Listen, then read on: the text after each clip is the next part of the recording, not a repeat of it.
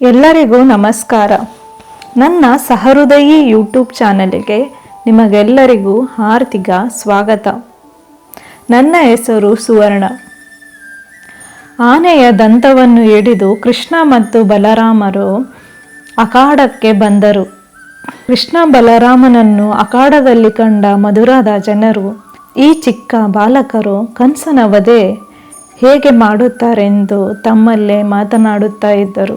ಎಲ್ಲರಾದ ಚನೂರ ಮತ್ತು ಮುಷ್ಟಿಕ ಅಖಾಡಕ್ಕೆ ಬಂದರು. ಚನೂರ ಕೃಷ್ಣನ ಜೊತೆ ಮತ್ತು ಮುಷ್ಟಿಕ ಬಲರಾಮನ ಜೊತೆ ಯುದ್ಧ ಮಾಡಿದರು. ಕೊನೆಗೆ ಅವರಿಬ್ಬರು ಸೋತರು. ಅದನ್ನು ಕಂಡ ಮಲ್ಲರು ಭಯಪಟ್ಟು ಓಡಿ ಹೋದರು. ಪ್ರಜೆಗಳು ಸಂತೋಷದಿಂದ ಕೃಷ್ಣ ಕೃಷ್ಣ ಕೃಷ್ಣ ಎಂದು ಕೂಗುತ್ತಲೇ ಇದ್ದರು. ಈಗ ಕಂಸನ ಬಾರಿ.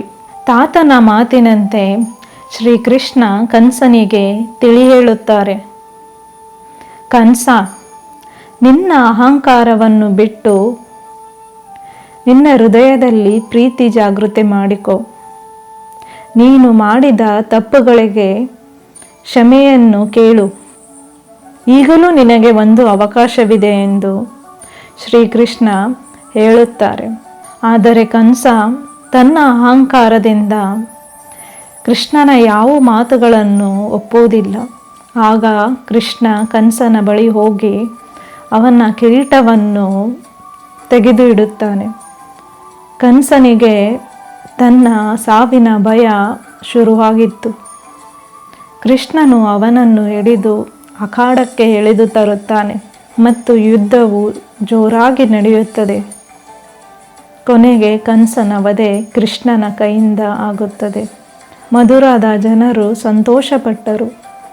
ನಮ್ಮನ್ನು ಈ ಕ್ರೂರ ರಾಜನಿಂದ ಕಾಪಾಡಿದ್ದಕ್ಕೆ ಧನ್ಯವಾದ ಕೃಷ್ಣ ಎಂದು ಕೃಷ್ಣನ ಮೇಲೆ ಹೂವನ್ನು ಎಸೆಯುತ್ತಾ ಕೃಷ್ಣ ಕೃಷ್ಣ ಎಂದು ಕೂಗಿದರು.